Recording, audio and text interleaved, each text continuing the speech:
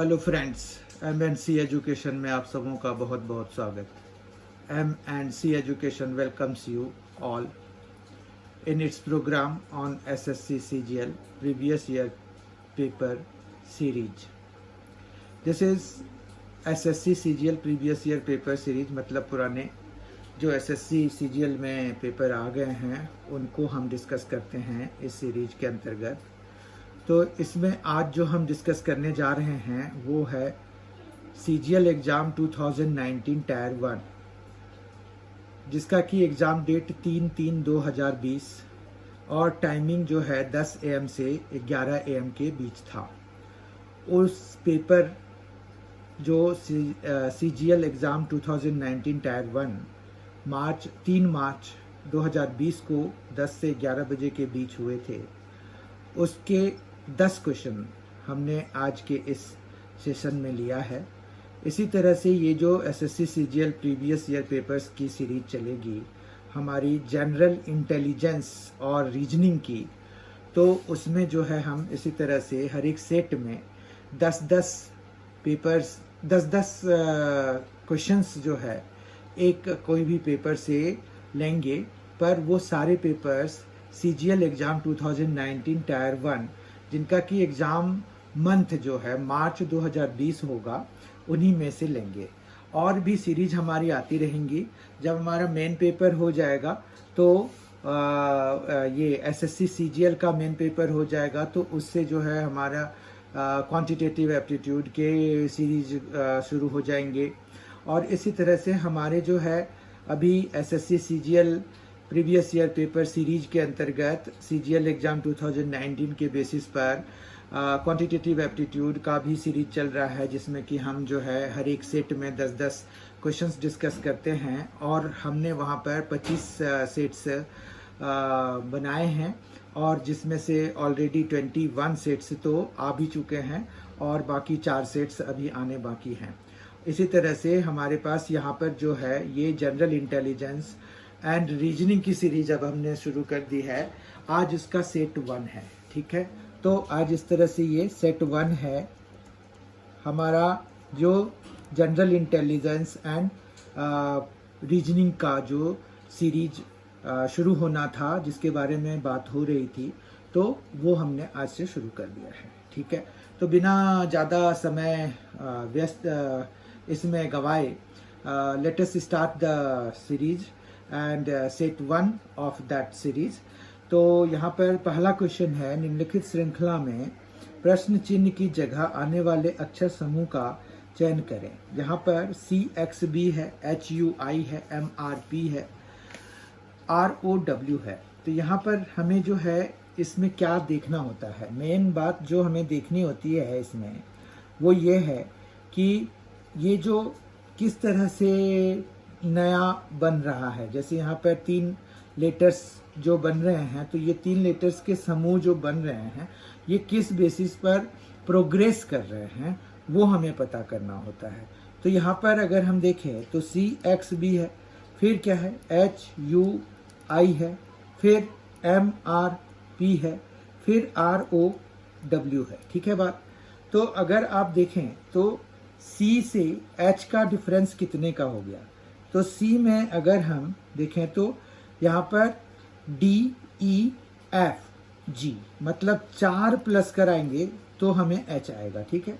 इसी तरह से H में जब आप 4 का प्लस कराएंगे तो आपको क्या मिलेगा, M मिलेगा क्या, तो H है IJKL, 4 करने के बाद M मिल रहा है तो ये भी +4 है।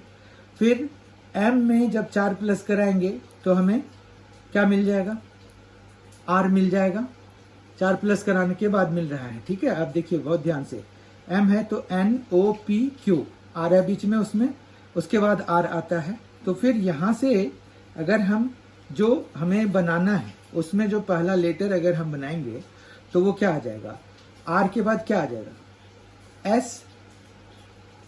STUV, तो यहाँ पर पहला जो आएगा वो आएगा W, ठीक है। समझ में आ रहा है आपको, कोई दिक्कत नहीं है। फिर अब X में क्या ऐड करने से हमें U मिल रहा है या सब्ट्रैक्ट करने से, तो x में से 2 पीछे जब जाते हैं हम यहाँ पर, तब जाके हमें u मिल रहा है, ठीक है, क्योंकि u फिर v है, w है, उसके बाद x है, ठीक है। इसी तरह से हमें जो है यहाँ से यहाँ जब जाएंगे, ये देखिए, जब आप -2 चलेंगे तो r आएगा, फिर -2 चलेंगे तो o आएगा, ठीक है।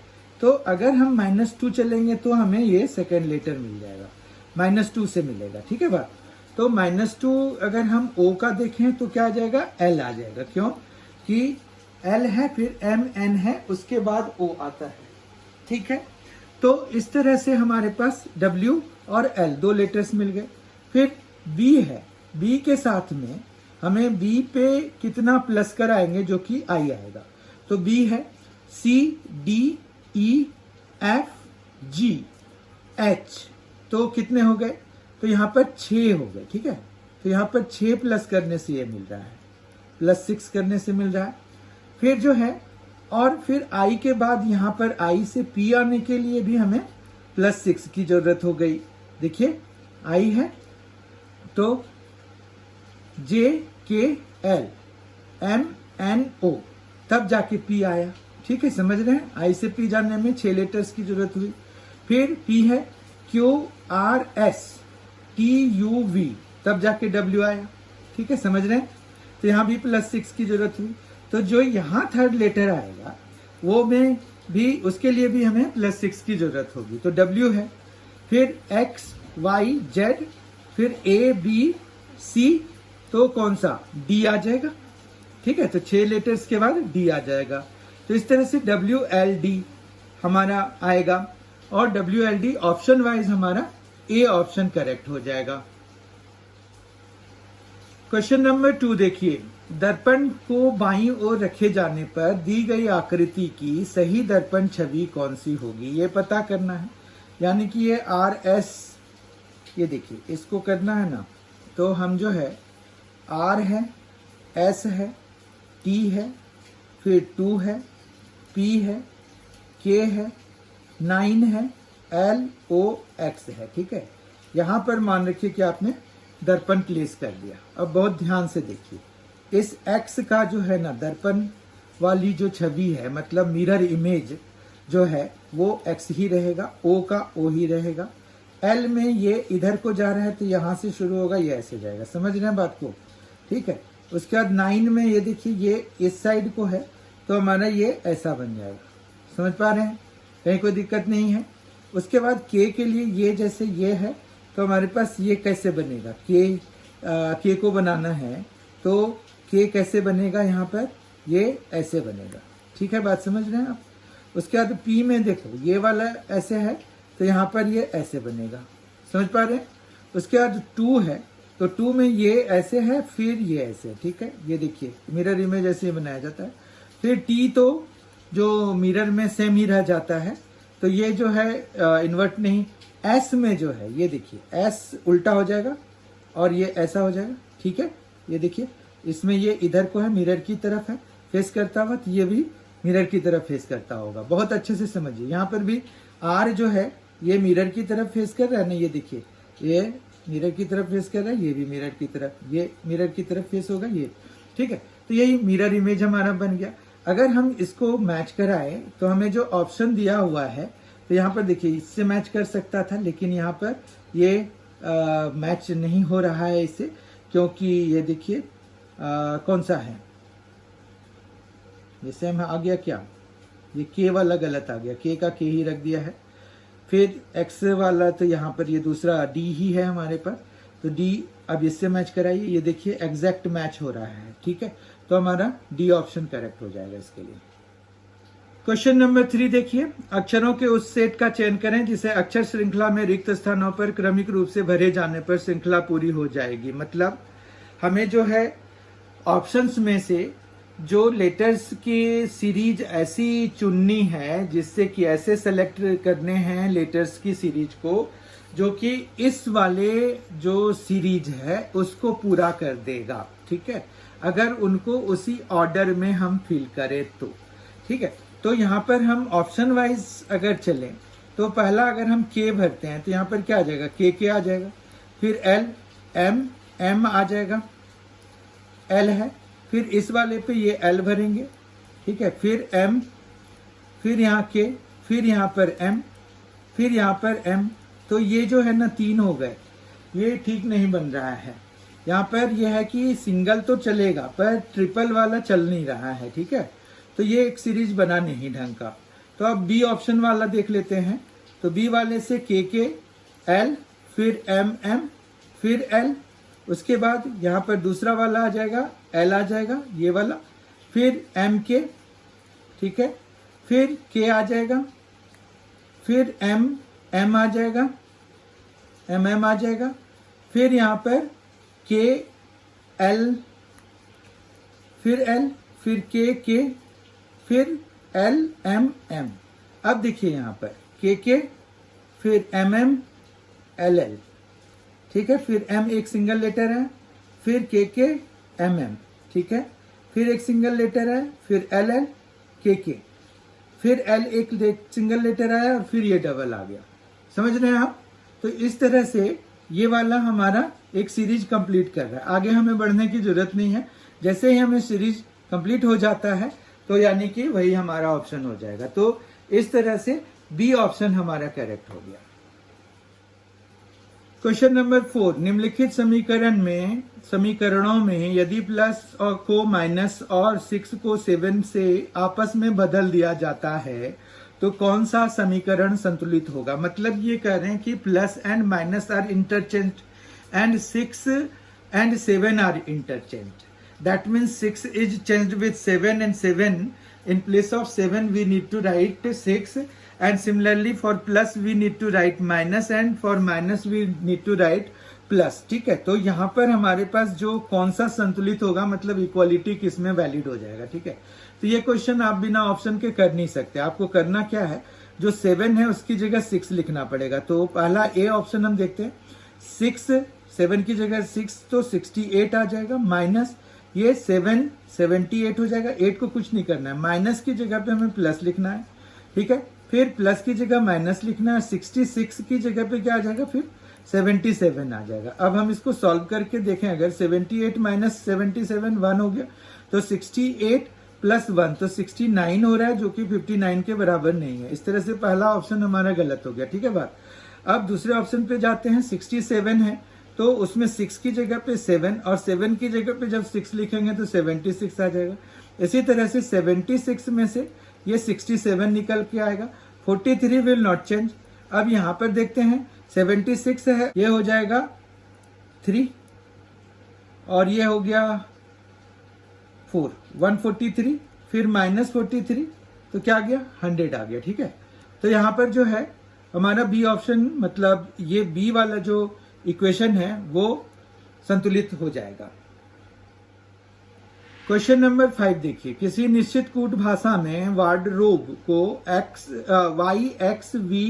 YXHJV के रूप में लिखा जाता है। उस भाषा में एक्यूरेट को कैसे लिखा जाएगा। ठीक है, तो यहाँ पर सबसे पहली बात जो हमें समझनी होती है वो ये है कि वार्डरोब से हम जो पहले वाला जो लेटर का समूह है, मतलब YXV YXHJV कैसे पहुंचे। तो यहाँ पर हम पहले देखते हैं,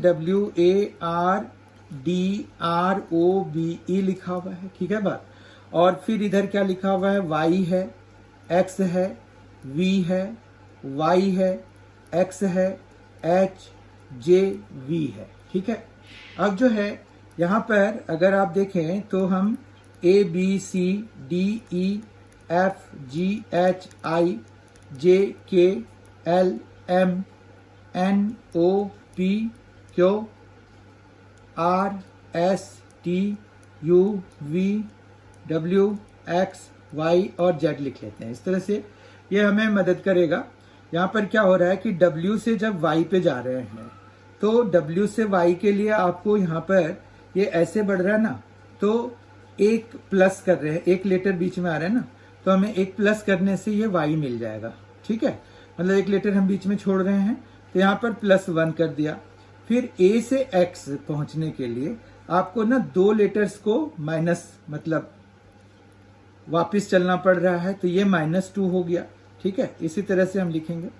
फिर R से V जाने में देखिए R यहाँ पर है, V है 1 2 3, तो 3 यहाँ पर प्लस करना पड़ रहा है, तो हम इसको +3 कर लेंगे। 3 स्किप करना पड़ रहा है बेसिकली, तो यहाँ पर +3 हो गया। फिर D से यहाँ पर -4 होना चाहिए, क्योंकि ये देखिए पैटर्न यही बन रहा है ना, 1 है फिर -2 है फिर +3 है, तो फिर -4 आना चाहिए। तो हम देखते हैं हमारा ये जो सोचना है वो सही है कि नहीं है। तो D में -4, ये D है, तो 4 स्किप करना है, 1 2 3 4, तो Y आ रहा है। तो यहाँ पर जो है देखिए Y आ गया ना, यानी कि हमारा सोचना सही है। इस तरह से अब यहाँ पर +5 आना चाहिए, ठीक है बात। तो R में +5 मतलब 5 स्किप करने, तो 1 2 3 4 5, तो ये X आना चाहिए, X आ गया। O में फिर प्लस ये -6 हो जाएगा, ठीक है, +5 तो हो ही गया है, -6 हो जाएगा। तो O में -6 मतलब पीछे 1 2 3 4 5 6, तो H आना चाहिए, तो H ही आ गया। फिर यहाँ पर +7 होना चाहिए, तो B के साथ +7 देख लीजिए, B है 1 2 3 4 5 6 7, तो J आ गया, तो J ही है। फिर यहाँ पर -8, ठीक है, E के साथ में -8 करिए, देखिए E यहाँ है 1 2 3 4 5 6 7 8, तो V ही आ गया। तो यानी कि हमारा सोचना सही है। ये एक बारी +1 फिर -2, इसी तरह से +3 फिर -4, इस तरह से बन रहा है। अब एक्यूरेट की बात करें अगर, तो A C C U R A T E है, ठीक है। एक्यूरेट में ये है, तो A जो है +1 से बनता है, मतलब 1 स्किप करना है, तो A B, तो यहाँ C आ जाएगा। फिर यहाँ पर ये -2 से बनेगा, ठीक है, -2 यानी कि C का -2, 2 स्किप करना है, तो ये Z आ जाएगा, ठीक है, कोई दिक्कत नहीं है। फिर यहाँ पर C में +3 करना है, तो 1 2 3, तो G आ रहा है, तो G लिख देंगे। फिर U में -4 करना है, U में -4 अगर करेंगे तो U यहाँ पर है 1 2 3 4, तो P आ जाएगा, ठीक है, ये समझ रहे हैं। R में +5 करना है, R में जब +5 करेंगे तो R, तो 1 2 3 4 5, तो X आ जाएगा, ठीक है। एक्चुअली हमें +5 का मतलब हम 5 स्किप कर रहे हैं, ठीक है। उसी तरह से -6 आ जाएगा A के लिए, A से -6 मतलब 1 2 3 4 5 6, तो T आएगा, ठीक है।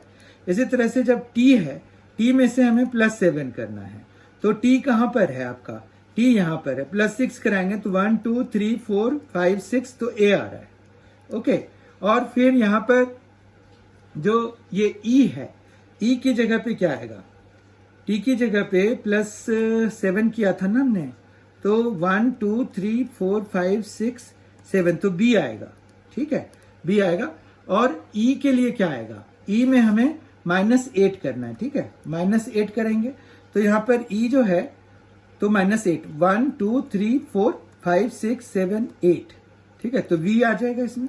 मतलब उतने लेटर्स हमें स्किप करने हैं, 8 लेटर्स इन बिटवीन स्किप करने हैं। तो एक बारी फॉरवर्ड एक बारी बैकवर्ड, मतलब हम एक बारी सीधा पहले आगे जा रहे हैं, एक बारी पीछे जा रहे हैं। तो मतलब इस तरह से हमें प्लस के लिए इधर और माइनस के लिए हम जो है इधर को जाएंगे इसमें, और माइनस के लिए इधर जाएंगे, ठीक है, बात समझ रहे हैं। और प्लस के लिए हमें ऐसे जाना होगा, मतलब ये पूरा या फिर ऐसे, राइट।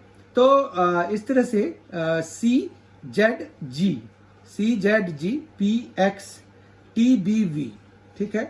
तो CZGP ये A ऑप्शन आ गया। अगर आप देखें यहाँ पर A ऑप्शन आ गया, तो यहाँ पर अगर देखें तो हमारे पास जो आया है आंसर वो CZGPX TBV आया है, ठीक है। तो यहाँ पर हम अगर पैटर्न वाइज देखते हैं तो CZ तो दोनों में है, ठीक है। यहाँ पर G है, यहाँ H है, तो यहीं पर से हमें पता चल गया, बाकी सब में CZ है नहीं। तो हमारा जो है A ऑप्शन ऐसे ही करेक्ट हो जाएगा। तो हम पूरा नहीं भी निकालें तो इससे हमें समय बच सकता है। तो अगर इस तरह का सिचुएशन हो जहां पर, तो आप 3 लेटर्स 4 लेटर्स जहां पर भी डिफरेंस शुरू हो जाते हैं, तो वहां से ही आप डिसाइड कर सकते हैं कि आपका A ऑप्शन सही है या B है या C है या D है, या कौन सा ऑप्शन सही है। तो आप जो है वहां पर बिना पूरा लिखे, जिस तरह से अभी हमने पूरा लिखा, तो इतना पूरा लिखने की जरूरत नहीं होगी। आप अगर जहां पर लेटर डिफरेंट होने शुरू हो जाते हैं वहां तक निकाल लीजिए, आप फिर ऑप्शन तो वही करेक्ट होगा, क्योंकि ए बी सी डी है, चारों ऑप्शंस अलग अलग हैं, तो उनमें से ही एक होना है। तो वो अगर एक ही पैटर्न तक चला गया, मान रखिए कि जो बढ़ता जहां तक हमने चेक किया वहां तक सारा सही है और बाकी सारे गलत निकल गए, तो हमारा जो है वही वाला ऑप्शन करेक्ट होगा। तो ये बात सही है, ठीक है। तो इस तरह से 5th क्वेश्चन का ए ऑप्शन हमारा करेक्ट हो गया। क्वेश्चन नंबर 6 है, आशा और लता की वर्तमान आयु का अनुपात 5:6 है, ठीक है। तो हमें जो है यहाँ पर इस तरह से शुरू करते हैं कि आशा है, लता है, ठीक है, उसका 5:6 है। फिर ये इन दोनों में कौन बड़ा है? तो ऑब्वियस है कि लता बड़ी है इसमें। क्यों? क्योंकि ये 5:6 है, तो 6 इसके लिए आया है ना, तो लता बड़ी है। तो लता माइनस आशा, यहाँ पर यदि उनकी आयु में 6 साल का अंतर है, मतलब the difference between their edges is 6 years। अब यहाँ पर ये कह रहे हैं तो 5 साल बाद लता की आयु क्या होगी? 5 साल के बाद लता की आयु पूछ रहे हैं, तो यहाँ पर ए की वैल्यू हम एल की टर्म्स में निकालेंगे। क्यों निकालेंगे? क्योंकि इसको हम यहाँ अगर यूज करेंगे तो ये देखिए यहाँ पर एल हमारा बचा रहेगा और इससे हमें एल की वैल्यू मिल जाएगी। ये आ गया L/6। इनको सॉल्व करने से देखिए L माइनस 5L/6 कितना होता है? L/6 होता है, ये 6 आ गया। तो इस तरह से लता की जो प्रेजेंट एज है वो तो 36 ईयर्स का है, पर ये कह रहे हैं कि 5 years आफ्टर, मतलब 5 years हैंस। तो 5 years हैंस जो है कितना एज हो जाएगा? 5 years, ये एपोस्ट्रोफी नहीं लगेगा, 5 years हैंस जो एज होगा, एज ऑफ लता जो होगा वो कितना, और 5 ऐड कर दीजिए 36 में से, तो 41। ऑप्शन वाइज ए ऑप्शन हमारा करेक्ट हो जाएगा। क्वेश्चन नंबर 7, उस विकल्प का चयन करें जिसमें शब्दों का आपस में वही संबंध है जो नीचे दिए गए शब्द युग्म के शब्दों के बीच है। घड़ी और समय दिया हुआ है यहाँ पर, तो घड़ी क्या करता है? समय को मेजर करता है। तो यहाँ पर यानी कि वो एक ये हो गया, यंत्र हो गया जो कि दूसरे वाले को मेजर करता है, मापता है, ठीक है। यहाँ पर हमें वर्ड पेयर्स निकालने हैं, जो वर्ड पेयर इसमें से सेलेक्ट करना है जो कि इसी तरह का संबंध रखता है। तो यहाँ पर घड़ी जो है क्या कर रहा है? समय को मेजर करता है, मतलब मापता है समय को। घड़ी, वॉच टाइम को मापता है। तो एन्यूमोमीटर, तनाव, ये गलत है। क्यों? क्योंकि एन्यूमोमीटर क्या करता है? स्पीड ऑफ विंड, मतलब हवा की गति को मापता है, पवन के वेग को मापता है। एन्यूमोमीटर मेजर्स स्पीड ऑफ विंड। फिर है टेंसियोमीटर। टेंसियोमीटर पानी के प्रेशर को मापता है। वो भी जैसे जमीन के नीचे से अगर कुछ पानी वगैरह निकाल रहे हैं तो ये एक्चुअली जमीन से रिलेटेड हो गया। तो ये यहाँ वो head and pressure in the unsaturated zone, जो अनसैचुरेटेड जोन होते हैं वहां पर पानी की कितनी क्षमता है वो निकालने के लिए होता है, ठीक है। तो तराजू, ये मापक तो होता है, पर ये तराजू और मापक दोनों अलग है, क्योंकि यहाँ घड़ी समय को मापता है, ये तो मापक उसी को नाम ही हो गया। ये तराजू जो है मापक होता है, और ये एमीटर है, आमीटर है बेसिकली, ये आमीटर लिखना चाहिए। आमीटर जो है करंट को मेजर करता है। ये वाला हमारा ऑप्शन सही है ये, क्योंकि आमीटर से हम जो है किसी सर्किट में कितना करंट फ्लो कर रहा है वो हम पता करने के लिए आमीटर का यूज करते हैं। तो इस तरह से डी ऑप्शन इसमें सही शब्द युग्म है, मतलब करेक्ट वर्ड पेयर है। क्वेश्चन नंबर 8, ये जो क्वेश्चन नंबर 8 है वो असर्शन एंड रीजनिंग पर बेस्ड है। जैसा आप देख सकते हैं, दिए गए कथनों और निष्कर्षों को ध्यान से पढ़ें, यह मानते हुए कि कथनों में दी गई जानकारी सही है, भले ही वे आमतौर पर स्थापित तथ्यों से भिन्न दिखाई देती हैं। मतलब ये ट्रू हैं या नहीं है, उनकी वैलिडिटी हमें नहीं तय करनी है। जो हमें दिया है वो हमें मान लेना है कि इट इज करेक्ट, ठीक है। तय कीजिए कि कौन सा से निष्कर्ष तर्क संगत रूप से इन कथनों का अनुसरण करते हैं। कथन है कुछ जानवर हाथी हैं, दूसरा कथन है कुछ हाथी बाघ हैं। तो इसमें जो निष्कर्ष निकाला है वो है कि कुछ जानवर बाघ हैं और कोई भी बाघ जानवर नहीं है। अब यहाँ पर हमें जो है ऑप्शंस दिए हुए हैं, ना तो निष्कर्ष एक और ना ही दो अनुसरण करता है, केवल निष्कर्ष दो अनुसरण करता है, केवल निष्कर्ष एक अनुसरण करता है, या तो इस निष्कर्ष एक या दो अनुसरण करता है, तो इसमें जो है हमें पता करना है कि क्या होगा सही। तो उसके लिए हम जो है यहाँ पर एक वेन डायग्राम टाइप बनाते हैं। यहाँ पर कुछ जानवर हाथी हैं, कुछ जानवर अगर हाथी हैं तो हम उस चीज को यहाँ पर दो ओवल से रिप्रेजेंट कर सकते हैं। एक ओवल हम हाथी का बना लेते हैं, एक हम एनिमल का बना लेते हैं। तो यहाँ एलिफेंट ई और एनिमल ये, तो कुछ जानवर जो है यहाँ, कुछ एनिमल तो एलिफेंट हैं, ये रिप्रेजेंट हो गया। अब कुछ हाथी बाघ हैं। अब यहाँ पर हाथी के बारे में है, तो या तो हमारा सर्कल ऐसा भी हो सकता है ना, ये टाइगर के लिए, या फिर ऐसा भी हो सकता है कि ये एलिफेंट है, ये एनिमल है, ये इन दोनों को सेटिस्फाई करता है। और यहाँ पर कह रहे हैं कि कुछ हाथी बाघ है, तो हम इसको ऐसे भी बना सकते हैं, यहाँ पर टाइगर बना दे। बात समझ रहे हैं? तो यहाँ पर ये जो है इस स्टेटमेंट के लिए दो तरह के ओवल्स बन जाएंगे, ठीक है। तो यहाँ अगर पहला वाला हम सही लेते हैं तो मतलब कुछ जानवर बाघ हैं, वो हमारा सही हो जाएगा, क्योंकि उसमें एनिमल वाला सर्कल भी हमने इंटरसेक्ट करा दिया। और अगर हम दूसरा वाला लेते हैं तो कोई भी बाघ जानवर नहीं है, ये देखिए, ये टाइगर जो है पूरा एनिमल से अलग ही हो गया। तो ये दोनों में से कोई भी सही हो सकता है, क्योंकि हमने ये आर्बिट्रेरी बनाया है, तो ये जो है दोनों में से कोई भी सही हो सकता है।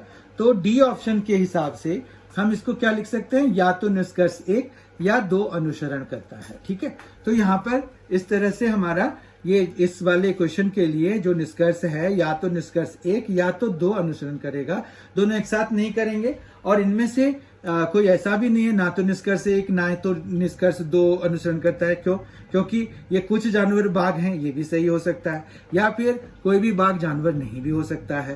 तो केवल निष्कर्ष दो अनुसरण करता है, ऐसा भी नहीं है। केवल निष्कर्ष एक अनुसरण करता है, ऐसा भी नहीं है। तो कौन सा सही है? तो डी सही है।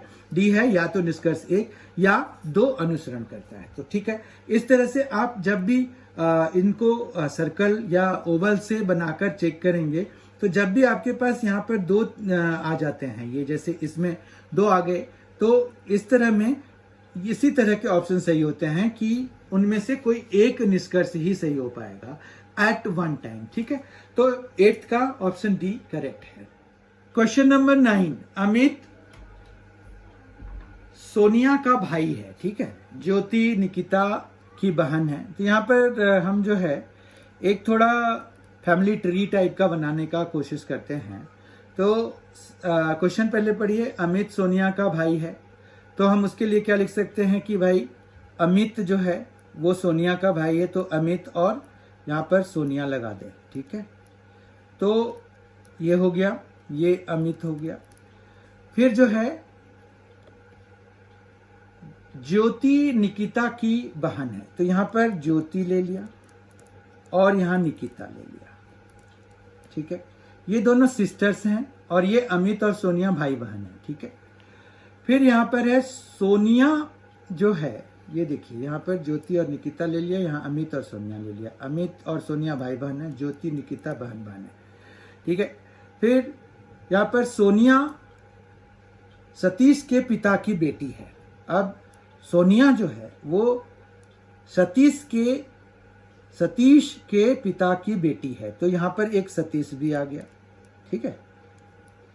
और ये आपस में तीनों क्या हो गए, भाई बहन हो गए, ठीक बात है। ये देखिए यहाँ पर सतीश भी आ गया और ये आपस में तीनों भाई बहन हो गए, कोई दिक्कत नहीं है। फिर यहाँ पर ज्योति और निकिता आपस में ये बहन बहन हो गई। फिर निकिता, यहाँ पर देखिए क्वेश्चन, निकिता कविंदर की बेटी है, निकिता कविंदर की बेटी है, तो यहाँ पर जो है कविंदर लिख लेते हैं, कविंदर लिख लिया, तो कविंदर की बेटी है निकिता, ठीक है। फिर ज्योति अमित की माँ है, ज्योति जो है वो अमित की माँ है, यानी कि ये जो है अमित की मदर है, कोई दिक्कत नहीं है। फिर जो है मुकेश निकिता की इकलौती बहन का, मुकेश निकिता की इकलौती बहन, अब निकिता की इकलौती बहन तो ज्योति ही है, ठीक है।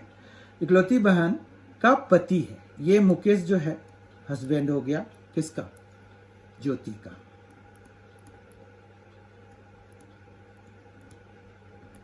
ओके, यहां पर जो है सतीश का कविंदर से क्या रिलेशन है, क्या संबंध है, ये पता करना है। अब कविंदर जो है निकिता का पिता है और निकिता जो है ज्योति की बहन है, ठीक है, और ज्योति की का बेटा है अमित, ठीक है। तो इस तरह से ये जो कविंदर है वो अमित का क्या हो गया, दादा हो गया, ठीक है, दादा हो गया। तो अमित क्या है, पोता है, समझ गए। तो यहां पर डी पार्ट हमारा, डी ऑप्शन हमारा करेक्ट हो जाएगा।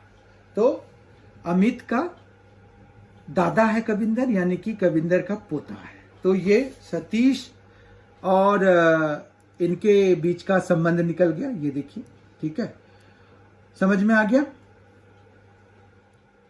क्वेश्चन नंबर 10, निम्नलिखित श्रृंखला में प्रश्न चिन्ह की जगह आने वाली संख्या का चयन करें। अब यहां देखिए 17 है, 21 है, 30 है, 46 है, 71 है। तो अगला नंबर कौन सा होगा ये हमें पता करना है। तो इसमें बेसिकली हम किस तरह से अप्रोच करते हैं। तो ये 17 है, तो 21 है, फिर 30 है, फिर 46 है, फिर 71 है, और फिर जो हमारा नंबर आना है ये है, ठीक है, समझ गए।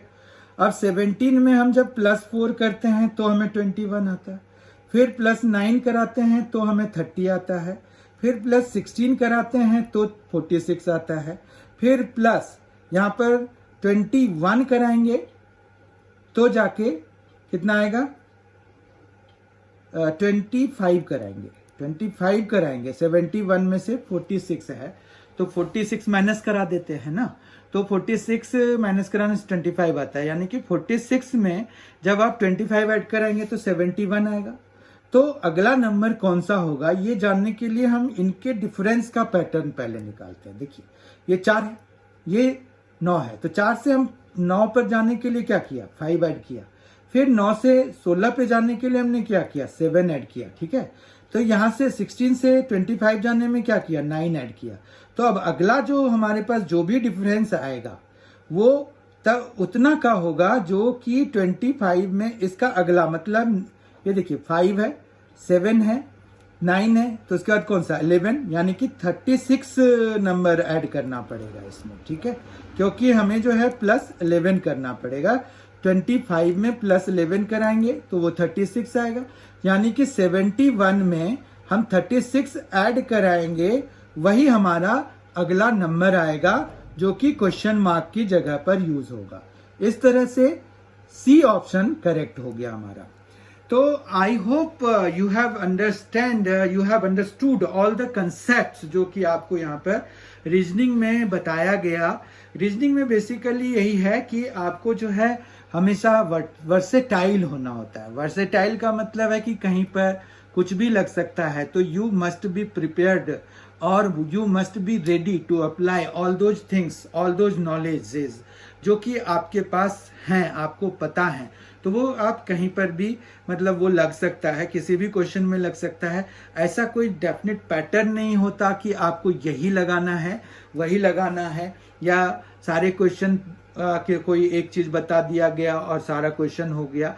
लेकिन यहाँ पर एक चीज है कि अगर हम इसकी प्रॉपर प्रैक्टिस करें तो हम जो है लगभग सारे क्वेश्चन के टाइप्स अगर हम पहले से प्रैक्टिस करके रहते हैं तो हमें जल्दी से वो स्ट्राइक हो जाता है कि यस, इसको हमें जो पैटर्न फाइंड आउट करना है या कोई भी रिलेशन फाइंड आउट करना है, तो उस तरह के क्वेश्चंस अगर हम करते हैं तो हमें चूंकि वो रिवाइज होता रहता है तो हमें पता होता है कि अच्छा चलो ये वाली चीज ऐसे लगा करके फिर हम इस क्वेश्चन को भी बना सकते हैं। तो यहाँ पर प्रैक्टिस बहुत ज्यादा जरूरी होता है, नए नए तरह के क्वेश्चंस को करना जरूरी होता है। तभी इसीलिए इसी चीज को ध्यान में रखते हुए ये प्रीवियस ईयर की सीरीज में लेकर आया हूं, और ये इसमें 10-10 क्वेश्चंस के सेट्स आएंगे और ये रेगुलर इंटरवल पे आएंगे। जैसे कि हमारा मैथ्स जो क्वांटिटेटिव एप्टीट्यूड के जो सीरीज एसएससी सीजीएल के लिए चलाए जा रहे हैं और जेएसएससी के लिए जैसे सीरीज आ रहे हैं इक्वल इंटरवल पे या कंटिन्यूअस इंटरवल पे, मतलब वो एक इंटरवल पे आपको मिलते रहेंगे। तो आप जो है सिर्फ इनकी प्रैक्टिस करिए, सारा वीडियो बिना स्किप किए शुरू से अंत तक देखिए। कोई चीज़ समझ में नहीं आता है तो आप ज़रूर कमेंट करिए और हमें बताइए कि उसमें और क्या चीज़ें चाहिए, या अगर कोई गलती आप नोटिस करते हैं तो आप इसको ज़रूर बताएं। हम ऐसे मैसेजेस को पिन कर देंगे और हम जो है उसको प्रायोरिटी वाइज उस गलती को दूर करने की कोशिश करेंगे। तो आई होप कि आज का ये जो पहला session general intelligence and quantitative and reasoning, general intelligence and reasoning पर जो बेस्ड ये पहला सेट हमारा जो previous year series SSC CGL का अभी जो हमने किया, ये आपको पसंद आया होगा। आप आई होप कि सेकेंड सेट में भी आप लोगों का प्रेजेंस इसी तरह से बना रहेगा और ज़्यादा से ज़्यादा लोग भी इसमें शामिल होते रहेंगे जैसे जैसे हमारी सीरीज बढ़ती रहेगी। तो thank you so much for being with us, thanks a lot, enjoy yourself.